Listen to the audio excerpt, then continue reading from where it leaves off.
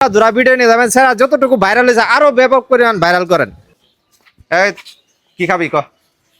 দুইটা পরোটা একটা ডিম 50 টাকা নিবো। তিনটে পরোটা দুইটা ওরা খাবো আর ভিডিও করলাম ভিডিও থেকে কয়টি আইবো ভিডিও যখন মিলিয়ন হিট করে তাহলে আইবো, নয়তোবা আসবে না, একটা টাকাও লাভ নাই। কিন্তু আমি দিলাম আমার মানবিক দৃষ্টি থেকে, আমি দেওয়ার চেষ্টা করলাম, ওকে খাওয়ানোর চেষ্টা করতেছি, ও যাতে ওর একটু ভালোভাবে ভালো পরিবেশে থাকে চেষ্টা করে।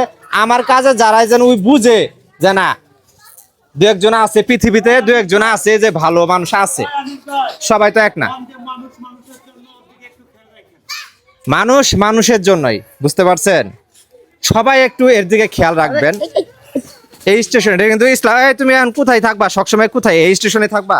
হ্যাঁ মানে এখানে সবাই এসে পাবো তোমাকে? আমার যে কোনো অল টাইম আমি যে দন দেখাই দিছিলাম না ওইটা অনেক সবচেয়ে বেশি আমার পাবেন। আপনারা সবাই এই রেল স্টেশনে এদিকে খেলাটা দেখা একটু দেখুক সবাই। আয় এদিকে এই যে খেলা দেখাইতেছে, এটাই তো খেলা, ওর এটাই খেলা। কি কর দর্শক বন্ধুরা, ওই খেলা এটাই, ওরে এইভাবেই চলে। আপনারা যাই যাবে যে ভিডিও নিয়ে লাগবো ইসলামপুর স্টেশনে আসি পড়বেন, আইসে আরে উড়া ধরা ভিডিও নিয়ে যাবেন স্যার, যতটুকু ভাইরাল হয়েছে আরো ব্যাপক পরিমাণ ভাইরাল করেন। কি কন? ভাইরাল হলেই তো লাভ।